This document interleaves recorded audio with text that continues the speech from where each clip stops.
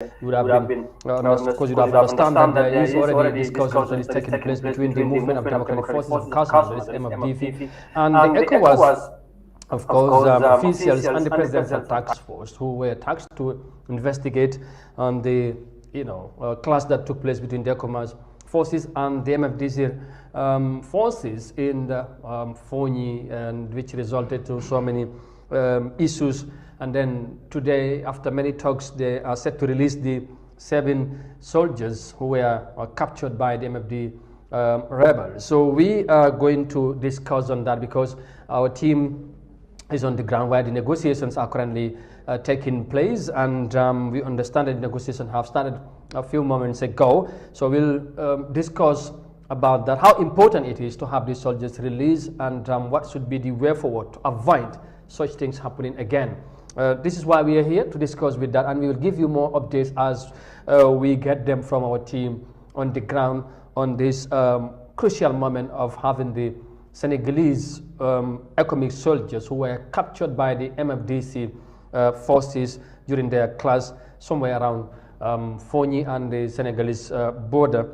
the Gambia and Senegalese border, I should say. su ko defee mbokk yi ñu ngi leen di nuyu di leen dalal ci special edition bi li ko waral nag mooy li am solo mooy xam ngeen ne coow li bari na, wax ji bari na diggante Gambia, Casamance ak Sénégal, surtout bi nga xamante ne mooy bu soldaari économique yu nekk fii ci réew mi mooy ECOWAS jàmmar la woon wala jaxasoo woon ak MFDC ñu nekk Casamance ba am jafe-jafe yu ci am. Gannaaw loolu nag dañ ci jàppoon juróom-ñaari soldaar yi nga xamante ne ay soldaar sénégalais lañ, waaye ci economic contingent wala ñu nekk fii ci réew mi ci lañ bokk. Tax na nag gannaaw waxtaan bu am yàgga am ci diggante kilifa yi tey nangutoo am ñu fas yéene bàyyi li nga xamante ne mooy soldaar yooyu pour ñu mun a ñibbisi seen ay mbokk, waaye tamit ñu mun a free mooy ñu am seen freedom. Tey nag ñu war cee def jàngat ci loolu lan lañ ci war a mun a jàppee, te tamit suñ ndaw yi fa nekk amaana ci kanam tuuti bu fekkee ne yomb na nañ mun a jokkoo ak moom ñu waxtaan bi naka la demee, waaye lenn li nga xamante ne tamit déggee nañ ko ab tuut ci kaddu yi ñu wax ci jotaay boobu leen nañ ko faram-fàcce ci jotaay bi, waaye tamit ñu def ci jàngat lan lañ mun a def ba moytandiku luy mel ni mu am ci diggante ñaari réew yi, waaye surtout rebelle yi ak wala boog ñi nga xamante mooy forces yi nekk Casamance ak ECOWAS soldiers yi fa nekk ak Gambia tamit, ndax coow li bari na. ma am ci nag mbégte lool war ci ànd ak suma naataango Modou Mohamed Niang ci jotaay bi incha allah Modou Niang ñu nuyu la bu baax, amaat mbégte bokkaat ak yow ci jotaay bu am solo bi le ñu war a waxtaan lu am solo ndax coow li bari na te depuis mbir mi door ay Africa am ci taxawaay bu am solo, moo tax tey bu développement bu mel ni am mu nekkaat lu am solo ñu war a toogaat fii waxtaan ci loolu gindi askan gi pour ñu xam lan mooy xew tey. jërëjëf Amadou maa ngi laa nuyu di nuyu seetaan Africa TV nekk si biir réew mi ak si bitim réew di fi taataane seen xibaar yi wér te wóor comme noo ko waxee rek. mbiri Casamance bi la, mbiri rebelle yi, mbiri MFDC yu nga xam ne ni ku ne réeróo la mbir coow lu bëri amoon na fi Amadou si gannaaw. ba ay soqwante fi dal sox seen diggante ñoom ak ECOMOG soldier yi fi nekk. mu nekk ñooñu tam nekk ay doomi Sénégal. am ñaar ñi si ñàkk seen bakkan am ñu téye si juróom-ñaar. tey loolu la nekk di waxtaanee kon lu am solo loo xam ne. jar na ñu waxtaanee ko pour xam loolu nag comme noo ko waxee. Africa daf si amoon taxawaay bu am solo bu ko depuis 25 January. ñii problème bi mu ngi amoon 24. waaw den 25 Africa dem na si fil bi. delluwaat fa pour topp lii ba xam si lu leer indil ko askan bi. loolu taxit tey suñ noo ko waxee suñ team bang fa right now si négociation bu nga xam ne mu ngi war a dox. si diggante MFDC ak ECOWAS. Amadou comme ni ñu ko dee yàgg di waxee lépp lu mun taxew rek. si table la moom mujj ñu waxtaanee ko tey gis nga document si nekk di sign si table bi leen ko teg. kon football yi di tàkk ak plane yi di def lu nekk. fu muy mujj rek moo ñu toog waxtaanee ko. kon nag lu nga xam ne mooy mujj. nañ koy njëkkee loolu dafa am solo bu baax a baax. te ñun lii moo nekkoon jubluwaay bi. waaw coow li lu mu bëri taxawaay buñ ci am. amoon yéene rek lu mel ni am ñaax ñu ci bokk yëpp ñu fexe ñu waxtaan mais jàmm rek moo gën ci diggante ñaar réew yi ak lu ci mënta am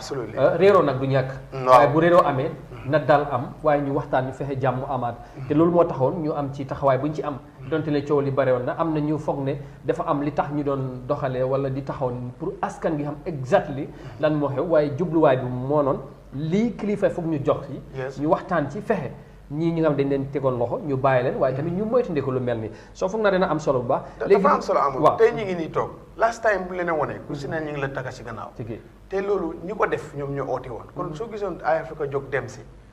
yaakaar naa bokk na si lu jur lii parce que ñi nga xam ne ñooy team Salif Sadio ñoom ñoo oote woon press conference Eye Africa dem fa ñi dicté ko dicté leen lu fa xew ak lu mu bëgga tey loolu bokk na si li gën a am ubbi bunti waxtaan yi ak vidéo bi yëpp war na si àddina bi dafa mel ni képp ku nga xam ne rek si doon dema yolomal da nga vidéo bi daf la gën a ñambaasaat nga gën a dox ci tànki jàmm pour lii am kilifa itam dañ si gën a taxawaat pour lii am kon tànki Eye Africa démb ak tey yëpp mooy ne luy xew askan bi xam ko luy xew ñu war a wax si mu mujj fu leer loolu taxoon waaw surtout nag mbir mi nga xamante ne diggante Gambie ak Sénégal la loolu ñun foog naa ne ku ne am na ci cër waaye surtout media bi moo tax ñun ñu ci doon def taxawaay bu am solo ba tey ji la moo tax ñu dellusiwaat fii fas yéene waxtaan ci loolu léegi lu ñoo def mooy gannaaw bi nga xamante ne mooy suñ team bi buñ fa yegsee dañ leen bëgg a wonale ngeen gis naka la kilifa yi yeggee foofu ak suñ ndew bi lan law jot a wax ci waxtaan bi lu yaakaare noonu lay demee Ousmane Diatta ci of course ci développement yu fi am rek loolu nañ ci ñëw ci kanam tuuti waaye ñu seetaan rek ngeen gis nu kilifa yi yegsee foofu pour ñu commencer li nga xamante ne mooy négociation si mooy waxtaan bi ba ñu mun a bàyyi juróom-ñaari soldats yi nga xamante ñoom lañ jàppoon. This is the latest talks between the MFDC group and the delegation which is sent to negotiate for the release of the 7 economic soldiers who were held hostage by the MFDC forces. As you know, following the eruption of the clash between the MFDC forces and the Senegalese forces, a special presidential task force was set up by the presidency to look into the issue by investigating to know everything around it. But not only that, the task force has also been on the ground, making sure that the stage is set for negotiation, and thanks to them, they have made the ground very smooth, and today negotiations is possible. But it will be important for you to know as well that this is not the first negotiation. Several negotiations were held before today, like on the 26th, following the eruption. After 2 days, a negotiation was held between the delegation, which comprises of the ECOWAS team and the RFI, the International Federation for Red Cross. All these were partners in the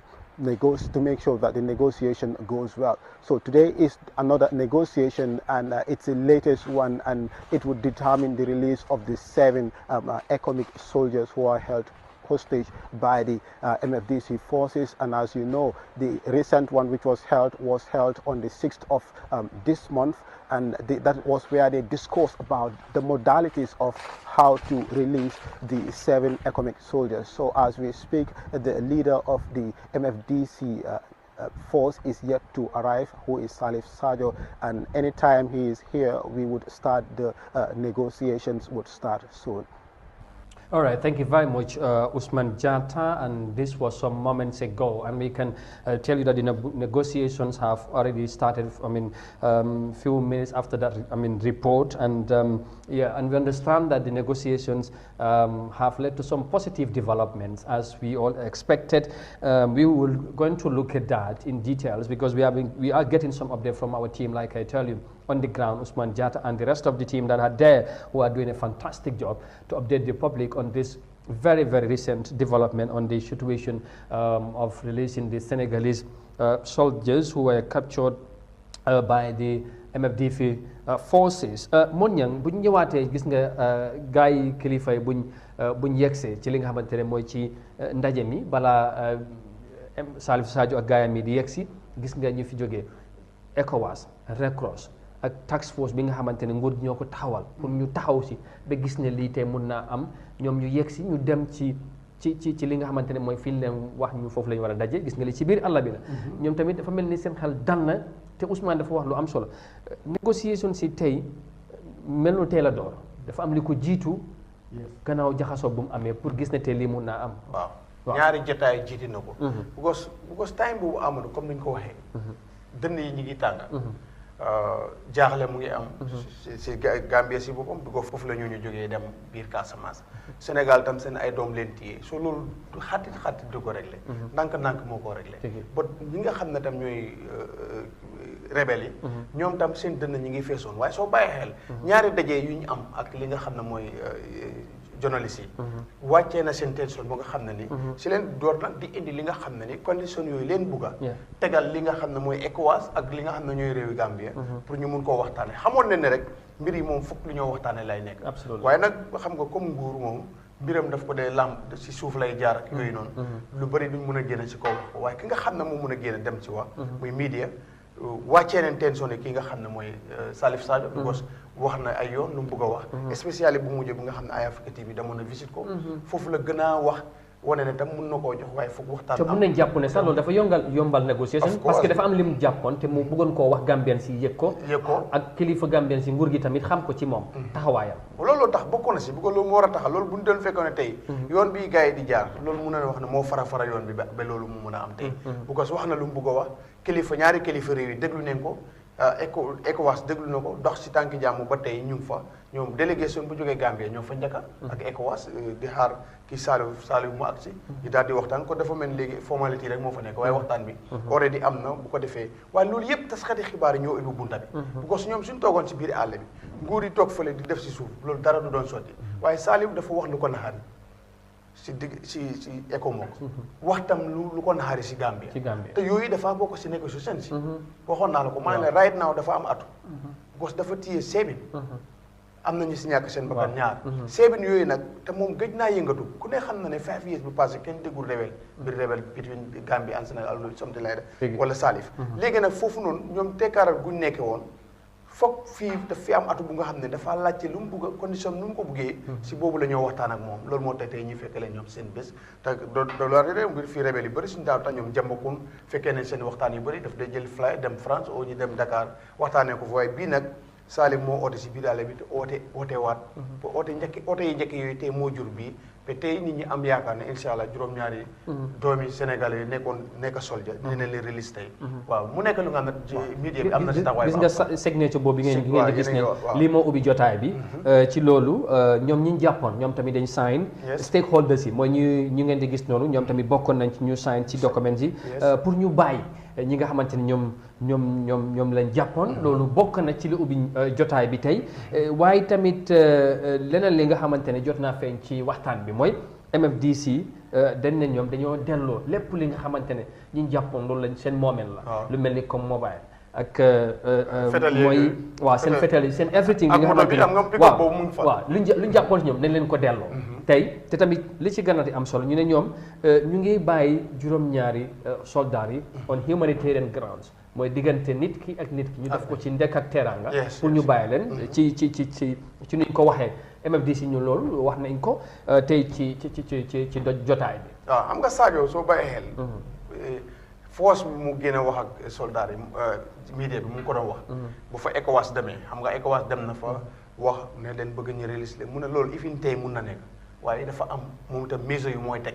yoo xam ne ni foog ECOWAS nangutoo ak loolu foog nguur yi Gambie nangutoo tey délégation bi tey ECOWAS ak nguur si ñoo xam ne ni Gambie lañ jógee ñoo fa gën a bëri mu neew ñoo ko jiite because fii dafa moo gën a jege Gambie daanaka Sénégal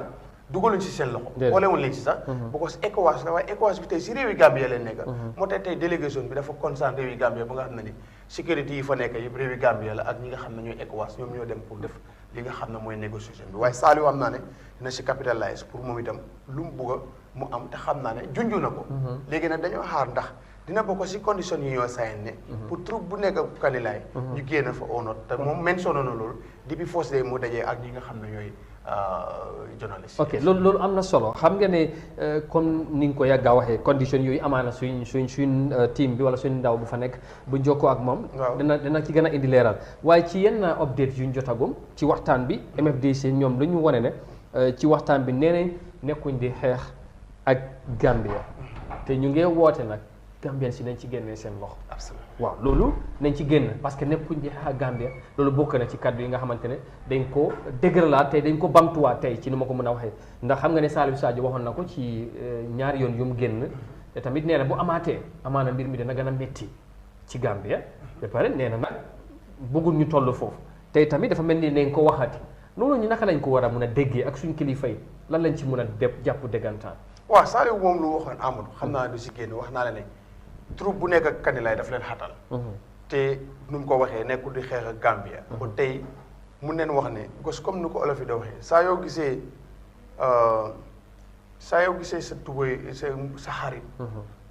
sa mbubi xarit sa noon mu sol ko da nga foog nga bàyyi xel si xarit boobu noonu because fan la jaar ak sa noon boobu ba jox ko mbubu so loolu daf lu jara li tey loolu la Salif di calculer because right now troupe bu nekk Sénégal Kanilaay neexut Saliou moo jur lii tey so boobu dina bokk si depuis day one moom mu ngay mention ne ñooñu foog ñu jógee fa dafa bokk si negotiations léegi nag ñooñu ndax dafaa jaral Gambia léegi balaa beneen boor di jógee fële di ñëw di indil Gambia problème te ñii de ñëwoon pour xaar Gambia mu am problème jàmm am fi right now foo ñi there is no problème amul problème bu fa nekk boo xam ne nii dina war a jaral Gambia te mu faa bàyyi ñële ba ñuy jotee troupe Saliou Sadio ba ñoom problème bi war a mujjee ñëw si li nga xam ne mooy Gambia so góob ma ne loolu amal na ko njëriñ Gambia because ECOWAS wax dëgg yàlla ñu ngi fi de ñi ngay xaar jàmm waaye itam nag absolument réew mi itam jàmm moo fi nekk gisuñ problème bi xew foo ñi ba nga xam ne di nga fa teg troupe bu nga xam ne ni dafa war a nekk foofu di xaar jàmm so lu ñuy def mooy ne su fekkee dafa bokk si négociation ñoom dinañ fa génn loo foo ñi Gambian sécurité bi ñoom ñi des fa yore li nga xam ne mooy kaaraange foofu te loolu yàggoon na because réew la woon biir former président bu fi nekkoon foofu la dëkkoon te nekk na fa 22 years dégg mosuñu dégg problème bu fa am ñooñu nag ba léegi ñu ngi fi ñooñu war ne mën a des foofu amee li nga xam ne mooy kaaraange réew xam naa loolu dañ ci ñëw ci kanam parce que tamit foog ñu def jàngat jafe-jafe lu bu ci juddu ba waa foo ñi tey am ñi nga xamante ne dañ migrate mooy jógee fa ak comme ak situation bi nu mu mel foofu xale yi ñemetun dem school bu ñu gisee économique ak seen ngannaay dañoo ragal ak yooyu. dégg nañ ci dégg nañ ci waaw exact lañ ci ñëw. loolu ci kanam léegi ñu desandi ba léegi ci kaddu yi nga xamante ne MFDC wax nañ ko. ñu ngi sàkkuwaat beneen yoon ne Gambia nañ fexe ñu wax ak économique bi mooy ECOWAS ñu xam lan mooy seen mandate. ñu am si loolu. ñu bañ a dugg ñoom seen territoire yi. ba leen di jaxasoo di ci am. waaw loolu war na mën a nekk because lii gën a wax naa la ne 5 years. dégguloo MFDC am jàppante ak fenn jàppante bii nag tey moom dafa ëppa te itam nag Gambia war na see mun a mandu because Gambia itam amul problème si boor boobu boo xam ne jaral na ko ñii di fa cité ba ñuy am ak problème ak MFDC loolu moom ñu war koo nangu saafara buy ñëw di jur jàngoro léegi ñoom xam naa ne dana bokk si number one point si nga xam ne la MFDC di discourse parce que loolu yàgg na koo junjaat ko te wane na ne amul problème ak Gambia te lu ma jaaxal amul MFDC depuis 1982 ñu ngi foofu kon mosuñoo am problème ak Gambia seen lu bëri sax du ko génn Gambia fii leen ko doon def est-ce que lu indi lii mooy kon ñu yàgg a wax MFDC mooy Salif Sadio dafa gis ne Sénégal dañ mbubboo ECOWAS of course mbubboo Gambia ECOWAS bu fi nekk xëy na ñu jaar moom noonu la ko est-ce que du ko gisee noonu xëy na moo tax mu agressif wala mu am taxawaay bu mel nii di wane xadar da jàpp ne lii bu amaatee dina métti dafay jàpp ne Sénégal dañ mbubboo ECOWAS ak Gambia pour attaque ko comme gis nañ ni économique seen forces yi dañ jaaree Sénégal jóge foofu. waaw loolu leer na because gis nga tey bi nga xamee ne ni téyewoon nañ si soldat yooyu kenn. mu ngi la ko doon wax ne ñoom seen mission moo doon pour ñëw Gambia. xaar Gambia ñoom sax daf ne xaar président Barrow ba du xam naa président Barrow ku ko xaar rek xaar nga réew mi pour Gambia mu am jàmm waaye finally ñoom ñu ngi mujj Casamance. xam nga boobu dafa doy waar. waaye léegi doom foog ñi ooyee leen ECOMOG soldier because right now négociation bi ECOWAS ñoo ko nekk. yaa ngi gis gaa yi dugg ci moto bi. waaw dafa mel ni léegi tey gaa yi ñu ñëw. waaw dafa mel ni fu nekk nii yëf yi daanaka sori na. léegi luñ ci mën a te affaire yaa ngi doon wax affaire ngànnaay yi. update bu ñu jotoon ci Ousmane Sonko ñu ngi doon wax ne loolu daay bu ñu doon waxtaan waxuñ sax ci affaire seen ngànnaay nag ni leen ko delloo am dee waaye gis nga fu nekk ni ñoo eggee ni jëmoo rek gis nga yoruñ dara waaw ci wàllu ngànnaay waaw mun naa am yooyu xam nga pick-up mu ngi fa full pick-up bu gars yi jëloon si soldat yi mu ngi fa mun naa am mun nañ ko def xam naa ne Saliou waxoon naa la ne Saliou ku gis nu mu waxee ku bëgg waxtaan la parce que moom itam gëj neen koo dégg gëj neen xam si moom dara good 5 years bi itam lu gars yi nekk foofu noonu daf leen di stop because bunta la bu nga xam ne ni itam wax dëgg yàlla rebelle yi Amadou foofu leen doon am koom-koom tey bunta boobu nag dafa ñëw fatt te itam nag même bi lii si nekkee ne ECOWAS mission moo fi indi woon soldiers yi nii bot am na leneen lu si rax bu ko lu si rax mooy ne mënuloo gis ku ñëw indi ECOWAS ba pare yow aaruloo ànd réew bu la tax a jóg kon yaa ngi ñëw aar réew bu nga xam beneen réew nag te spécial yow doomi réew boobu nga kon affaire yi ECOWAS moo leen fi indi waa am na côté fooñi bi am na lu si rax lu si rax loolu nag dina leer parce que ñii si li bokk na si li ñoo nangutoo ak Saliou loolu dina nekk number one te su amul Saliou dina oote waat beneen presse waaw parce que moom sax bokkul ci moom ci boppam ñëwul ci waxtaan bi moom Salif Sadio teewul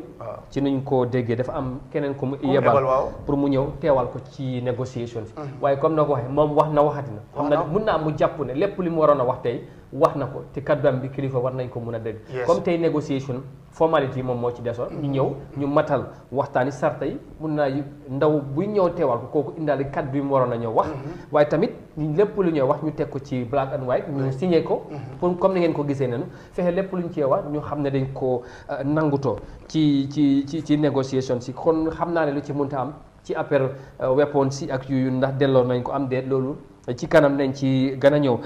task force bi nga xamante Gambie tamit dañ ko mu ngi noonu lii moo nekk seen jaget si montor bi mobile yi lii yëpp lañ nangoon sa kaw so lii waxoon nañ leen ko delloo lii moom comme noonu lañ ko Ousmane waxee te gis ngeen ne mu ngi noonu so loolu tamit mu nekk li nga xamante ne mooy am solo waaye affaire rifle xëy na seen fétal ak yooyu ak moto bi loolu xëy na loolu leneen lañ ko dox bu dee fekk ne bu fekkente ne nangu ko am na waaw loolu nañ ci xam dara incha allah léegi task force bi ñoom tamit gannaaw bu ECOWAS bi waxee wala MFDC waxee ñoom tamit wax nañ ci seen kàddu nee nañ léegi nañ fexe ñu taxawaay bi nga xamante ne duñ farak kenn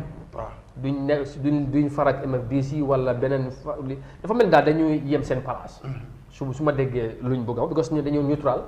mooy nekk ci digg bi daal bañ a farak fenn ci li leen war ci mbir mi ñu def ko waaw ñoom ñu loolu mooy seen taxawaay loolu lañ tontu ñoom task force bi nga xamante ne ñoom ñoo demoon ñoo diggante Sénégal ak MFDC seen diggante daal lu ci nekk ñoom duñ far ak kenn dañoo nekk ci digg bi daal di luñ xëj na luñ ci war a mën a def duñ nekk ne da nga xamante dañoo far ak keneen ci kenn ci ñoom ñaar waaw loolu de xam naa ne Amadou bu si banta yi bokkee moom fara am na waaw parce que gis nga banta yooyu fu muy jógee si Casamance laay jógee te gis nga bant yooyu noonu rebelle yi dañ ci am doole bu baax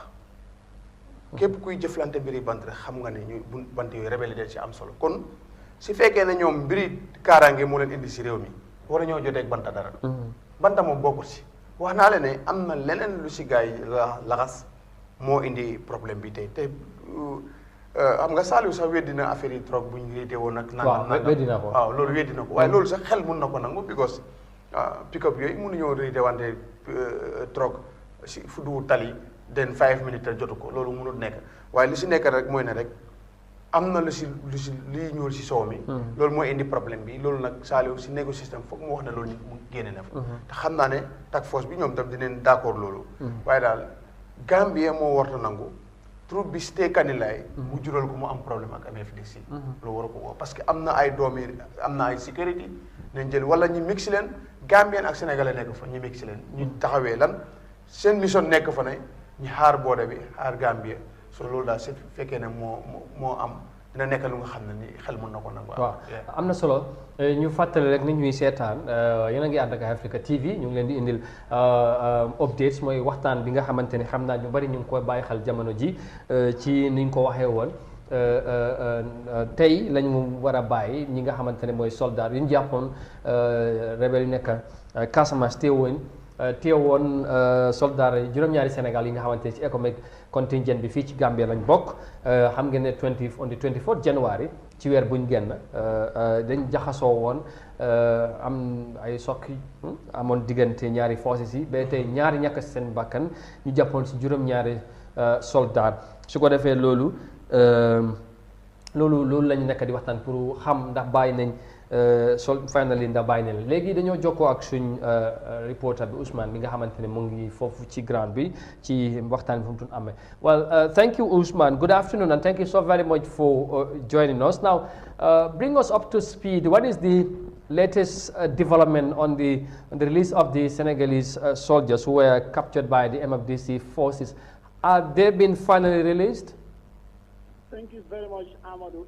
Indeed, I would confirm that they have released all the 7 soldiers who were captured last month on January 24th. And just before coming to some of the things that were discussed during their release, I would just want to let you know that we are part of the convoy that is taking the 7 economic soldiers, and they are already headed towards Banjul, and they are from Foni, within the border belt, where between the delegation that was in there to make sure that the 7 soldiers were negotiated and they were released finally. So coming to the issue of their release, it was a historic moment today for the fact that all the 7 soldiers were released, and there were no signs of torture on the soldiers, and the MSDC forces have reiterated their words again. It's like a repetition of what they have been saying. They are not fighting with the government of the Gambia, neither the ECOWAS. So what they're saying is they are fighting with Senegal, and they don't want the presence of the Gambia government to be involved in it, for the fact that Senegal, Gambia, and Casamanceactu had close relationship, and they have been known for a peace for decades. That is one thing they have reiterated, that they don't want the presence of the Gambia government in the fight, in their fight against Senegal. And they have also indicated that they are not terrorists, they are freedom fighters. They are fighting for the freedom of their people. So because of that, they have taken the decision to return back, in fact, some of the materials which belong to the 7 atomic soldiers, that is, from their phones and other valuable items. But surprisingly, they did not deliver some of their materials, like a watch which they claim that belongs to from the Senegalese army. And for that being the case, they will not underestimate anything that comes from their side, because it has to do with security issue, and anything that has to do with security, they cannot undermine it, because it can jeopardize their security. So that was one thing that transpired. But for the record, all the 7 soldiers have been released, and currently they are headed towards Banjul. And during their release, or before their release, the 7 soldiers had to, the ECOWAS officials, and not ECOWAS officials, the lead negotiator who came from Italy, and equally as well, the Colonel Musa Traoré, who is part of GAF, all had to sign documents before these 7 soldiers were released to. Okay, Usman. Yes. If I can come in here, now the release of these 7 soldiers were widely reported both in the Gambia and Senegal, and many were anticipating for this moment. What were the basis of their release? Do we know? Basically, we did not receive any form of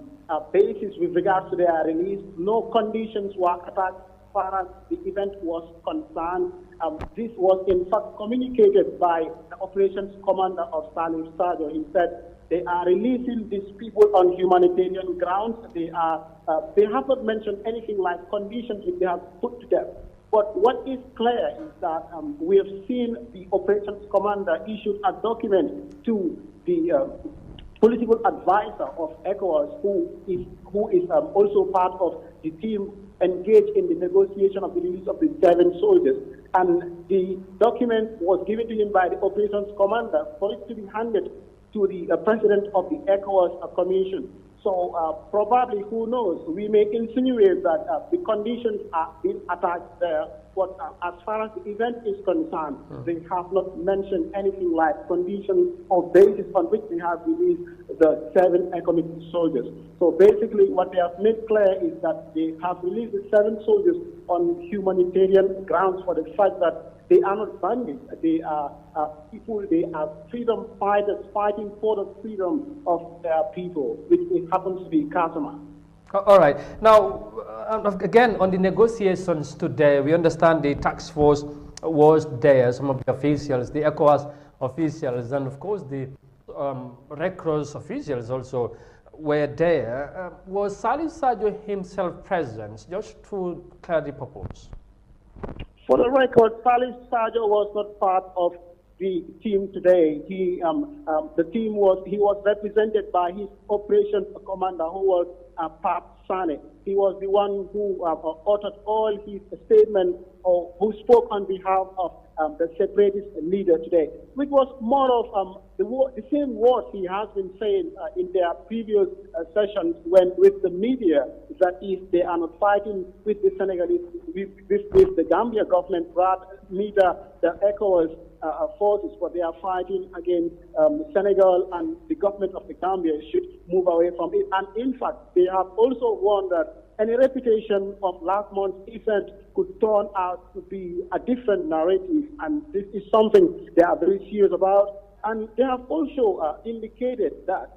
they have not been fighting since 2012, because that was when the separatist leader issued a unilateral ceasefire. Because you have to understand that the MFDC forces, rather the separatist forces, are currently going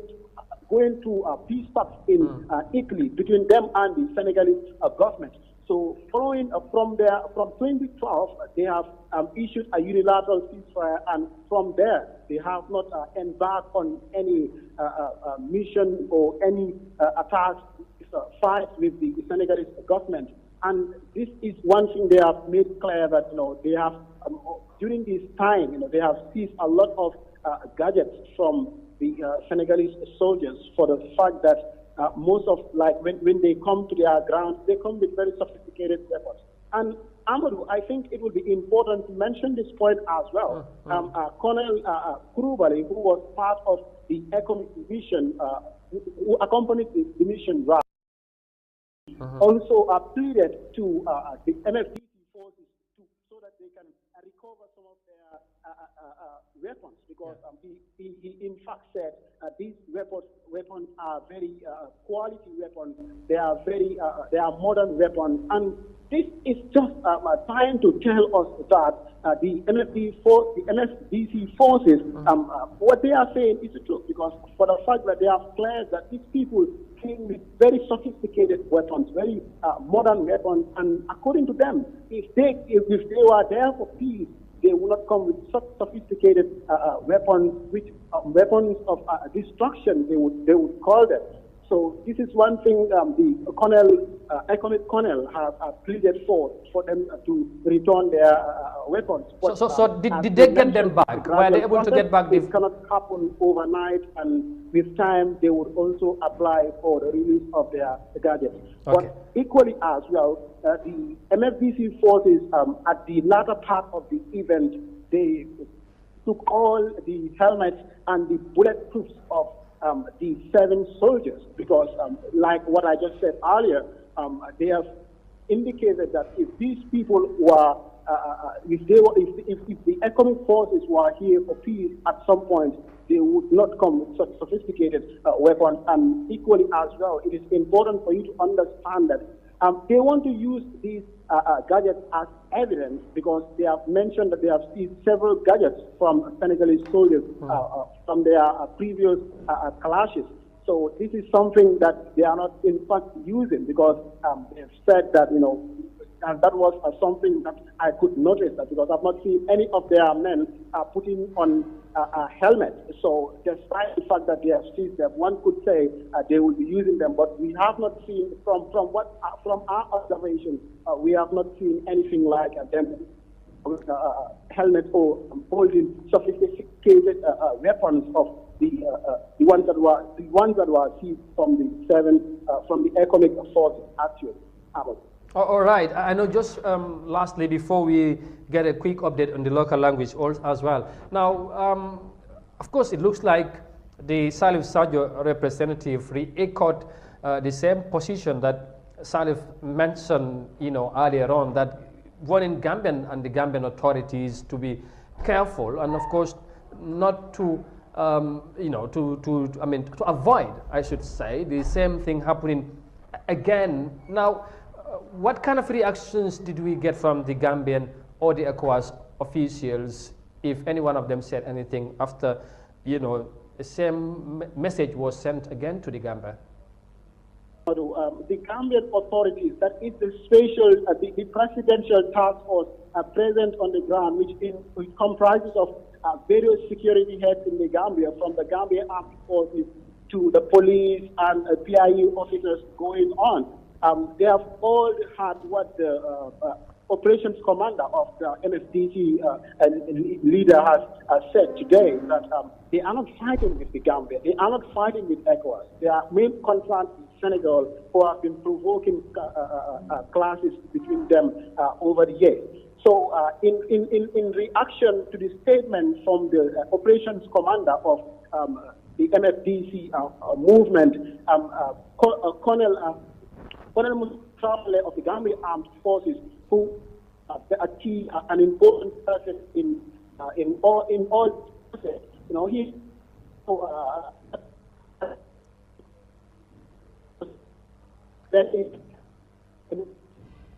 he has also.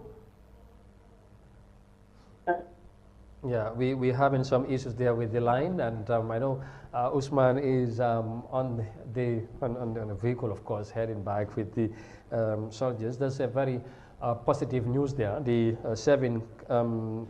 soldiers are finally been released, and I think that is a very, very good news, and we will hopefully get Usman on the line just to also update our viewers in the local language as well. But great news there. Mon Yang kon niñ ko doon waxee finally comme gis nañ gaa ak yang doon egg ci moto bi ni ko Ousmane waxee dafa mel ni lu ñu doon xaar loolu am na ci jàmm. Kilifay waxtaan nañ ba juboo ak MFDC forces yi biñ sign ay kayit am luñ tënk xamuñ nag lan moo nekk ci kayit bi waaye liñ ci mën a jàpp ñu wax ko te mu wóor ne mooy bàyyi nañ juróom-ñaari soldat yi nga xamante ñoo leen jàppoon. loolu moom leer na ku nekk gisal nga ko sa bopp bàyyi nañ leen ba dugg na ci li nga xam ne mooy moto bi pour jëmal si fi nga xam ne mooy Banjul comme ni ko Ousmane waxee. te xam naa ne xam nga network bi sooy dem. mu ngaa dem sa place yi nga xam ne waaw du xam naa loolu moo dal Ousmane. ba nga xam ne ni comme que ñu ngi toppante moto yi dafa xaw a lifin waaye lii la askan bi doon xaar ñaari réew yëpp di Sénégal bi ak li si munta nekk loolu la ñëw oyoo te loolu moo fa nekk moo tax tey nga gis ne délégation bi daanaka task force buñ select ne yóbbu ko fa Gambien si ñoo ko jiite gisaloo fa benn. ñooñu foofu lañ jógee dem moo tax foofu ñi gis ko Colonel comme nu mu la wax noonu di commission of West Coast Region tam paate gis nga ko moom tam bokk na si mbir yi parce que region am tam la gaay nekka moo tax taxawaay bi am na solo te lii leen doon xaar moo tax Amadou lii rek war na mun a ee nañu rek anything rek mun nañ seen jiital waxtaan dafa am solo tey foofu si biir àll bi la waaye teebul leen yow seq waxtaan ba pare sayin mu lifin li si des nag mooy liñ sayin loolu moom tam war naa leer si yan condition leen nangu toog Sadio ba Sadio bàyyi ñii ñi sayin ko lan la condition yooyu ndax nekk na lu nga xam ne ni Gambia daf see gis boppam wala déet waaye est-ce que tamit duñ ko téye because of wàllum sécurité la te ñu xam ne ni sécurité dafa sensitive waaw loolu tam du délicate parce que léegi tamit lu ci dee laxasu yow mu nekk ci biti doo ko xam of course te ñoom xam nañ lu bari liñ ci war a sóor pour fexe nit ñi because lu ëgg ci penc bi moom nit ñi dañ koy waxtaanee. waaw te réaction yi bu boobaa dañoo wuute gis-gis yi wuute bu boobaa loolu mun naa jur leneen li nga xamante ne ñoom bëgguñ ko ci mbir mi. waaw loolu lu am solo la boo xam nga Amadou góor gis nga ñi ngay wax boobu ba léegi góor yi génnuñu wax. ñi la génnuñu wax dañ si téye. wax ju du mun a bari te ñoom ak Saliou neexoo. Gambie itam foofu la ñooñu ñëwee. suuf dugg fi. ñooñu itam ñu ngi woon mission ñu ngi Gambie. soo Gambie itam di si mun a tekkaaral léegi li si des muy nguur dafa am lu nga xam ne ni si suuf la ko dee toppatoo tey lii feeñ na si bu ko sa time boobu noonu ñoom ñaari nguur yëpp ñu ngi ne ifin Sénégal seen nguur sax dafa ay seen média ñu toog baawatee li si ama ko bon nit ñi xam ko sax si média Gambie spécial ay Africa TV ba sax nguur sax mënoon naa dem amoon na si sax taxawaay foog ne taxawaay ay Africa bi mais bi dina xajamal waaye tey looloo tax ñi xam soxla Sadio loolu tax Sadio wax leen tey lu mu bugga te condition yooyu mu wax si ay Africa condition yooyu nag bokk na si agreement yi am nga feeral nañ ko feeñalu ko number one dafa nekk ne troupe boobu dafa jógee kanaa ñoom ñu ñàkk faa jógee ñi xam ne bokku si wala comme ni ko tag fa si waxee dinañ tëddee jaaxaan du am kumba ndey am ndey kumba amul ndey loolu nag su naree am mooy ne ñuy duggoo ko génne dina leen bàyyi tëddee jaaxaan bi yëpp loolu la bante yi Gambien si doon dem di jëli fa Sénégalais troupe bu nekk fooñi boyaam dootuñu am right aya trop suusu because loolu is not their concern nekkul seen duty pour ñu lijjanti loolu ci biir réew mi fii benn loolu bu fekkee ne nekk suñ gisee loolu stop mu ngi amaat ñu xam ne loolu kon gars yi tëddee nañ jaaxanaay ñu xam ne loolu bokk si mission yi nag ECOWAS waaw loolu bokk si mission yi ECOWAS troupe boobu li leen fa war a def mooy pour ku nar a ñëw daanu si kaw réew mi wala ku war a indi xajamal si sécurité Gambie fan naa loolu la woon te loolu amul foo ñi Casamance yàgg na mosuñoo dégg comme 24 janvier li fa xew mu xew fa ba tey doomi foo ñi di dawee si dëkk yi di ñëw si komba fii wala mënatuñoo dellu nga gis fuur kër mu empty loolu absolument ok dina doy waar trop. léegi loolu am na solo léegi gis nañ Salif Sadio ñaari yoon mu génnaat tey ñàkk a teewam ci mbir ci jotaay bu mel nii bi nga xamante ne si lañ war a nangutoo final yi pour ñu def formality sign mu ñàkk a teew moom waaye ñu ne ndawal buur la waaye moom ñàkk a teewal ci bés bi est-ce que dana am lim wàññi wala daanaka moom ku fa teewal mun nañ jàpp ne tamit dafa mel ni moom moo teew. no xam nga movement la. ñii dañ day am advice comme ni président si day amee advice. mun nañ ko advice mu toog ko kilifa la moo dogal. jarul sax muy ñëw si ground bi dafa xalal sax wàññi moom ab kilif taate. waaye dayoo bu mu am si mbir mi parce que daf si am doyo gos moo amoon atu yi moo téyewoon buum bi. soo léegi nag da ngaa gis génn na wax mbiram. time boobu nga dënn la doon waxee. soo léegi nag comme que release bi nii du necessary moom mu ñëw fa mun naa am advice ba waaye opération commande am. kooku important la ebal. koo xam ne ni moo amee mbiri yëpp kooku la ebal tey kooku ñëw joxe yëpp waaye si kàddum la. soo absolument si mouvement bi si doxalin pour moom tam dayoom mu téye ko. mun naa ñàkk a ñëw si bis bi. kon li si gën a important mooy ifin bu yónnoon sax benn lu ndaw sax waaye as far as release neen gars yi rek. loolu mooy mission bi nga xam ne loolu la si Gambie doon dox. te am na ko si. ok loolu am na solo Sénégal doon xaar. te am na ko kon génnam ñàkk génnam. amul problème waaye pour mu garder dignité am. pour mu garder itam kilifte itam mu ñàkk a ñëw si la gën a kilifte gi di gën a am solo waaw. ok léegi lii fan la bàyyi diggante Gambie ak Sénégal ak rebelle yi parce que MFDC ñoom seen am na yu ñoo sàkku ci nguuri Gambie lan nga foog ne loolu moo war a nekk taxawaay suñ kilifa yi parce que coow li bari na ci mbir mi. Gambia tey musutoon laale ak lii waaye tey ECOWAS bi nga xamante ne dañ am mission ci réew mi ñëpp xam ne fexe jàmm ci réew mi loolu am tamit aar président bi ak comme ni nga ko waxee tey ñoom ñu ngi jaarale fii ba tey lii diggante bi ñoo gis nu mu demee waaye balaa ngay tontu loolu ñu delloo ak Ousmane mu ngi ci line bi dafa delluwaat Ousmane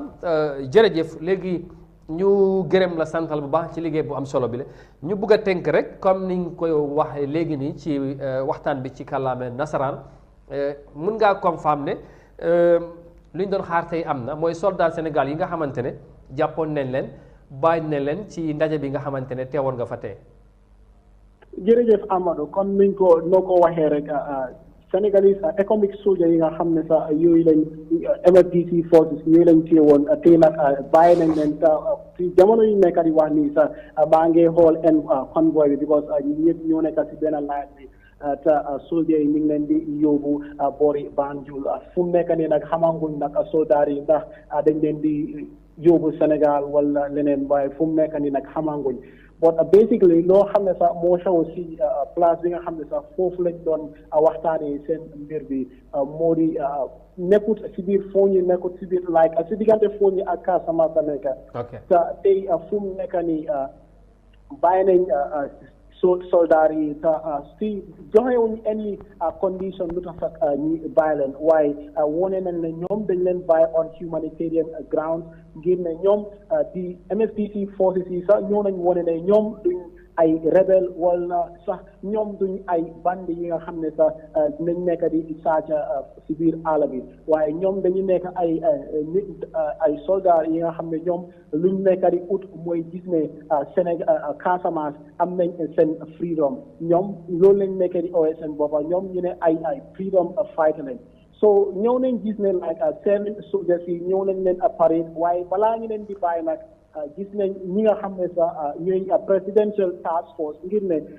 lii yëpp bu mu commencé si weerum January 24th of January président bi dafa taxawal lii di presidential task force yi nga xam ne sax ay security head yi nga xam ne mu nekk si biir réew mi ji bàyyi ko GAF Gambia Police Force ak SIS ñoom ñëpp bokkoon nañ si special task force bi te ñoom luñ woon seen liggéey rek mooy gis ne ñu investigate ñi xam lan moo nekk si gannaaw problème bi yëpp te bokk na si ñi nga xam ne sax ñoo tax ba négociation bi mu mun a happen mooy presidential task force bi so si kaw loolu nag balaa gars yi ñu leen di release jox nañ leen ay kayit yi nga xam ne dañ ko signé pour wane ne ñoom bàyyi nañ because di nga war a understand ne Senegalese government bi ak separatist movement of MFDC si jamono yu ñu nekk nii gars yi ñu si lii nga xam ne ñu ngi ooyee peace talk waxtaani jaama bi nga xam ne sax mu ngi xew Rome Italie pour gis ne nuñ mën a saafare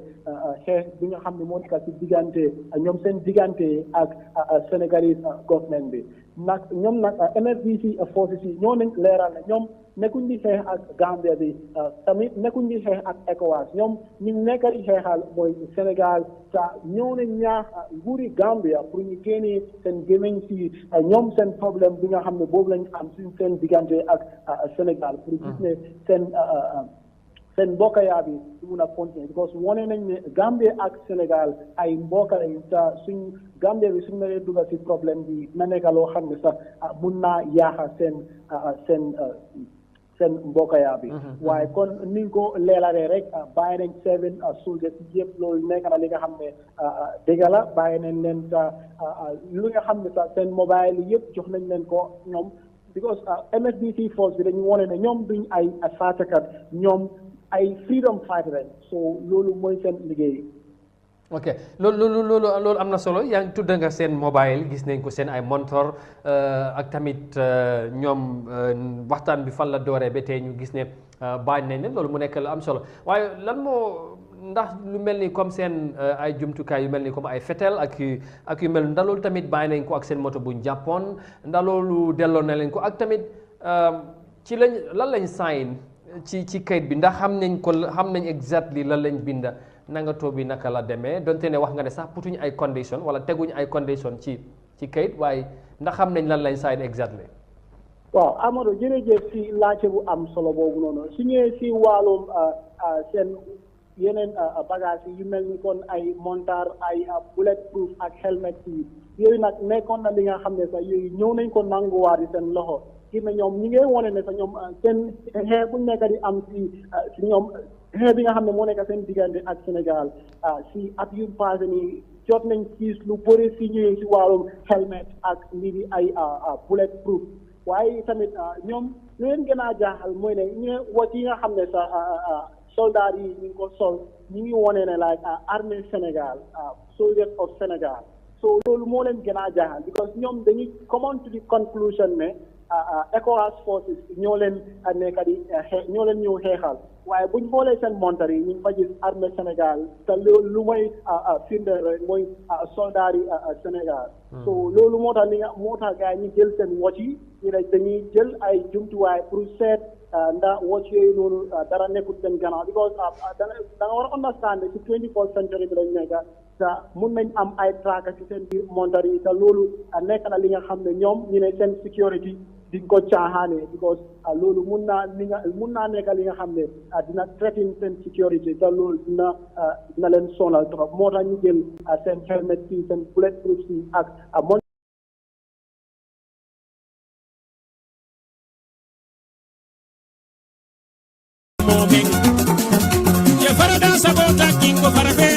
sida tonko mote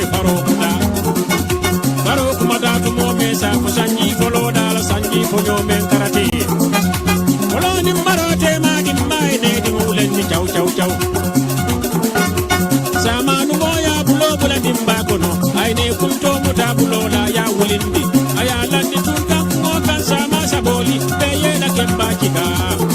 niya samani ya sepene ne kai nyoji kan ko tunka dada sida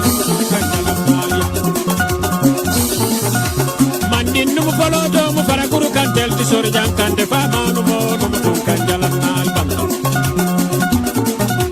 kabila tanin sabo woli beye no yake mandin no mo kante no kanjalan al ali no moli kili no kanjalan al danjo no moli ya no kanjalan al sise no mol do no kanjalan al konjira no mola no kanjalan al ture no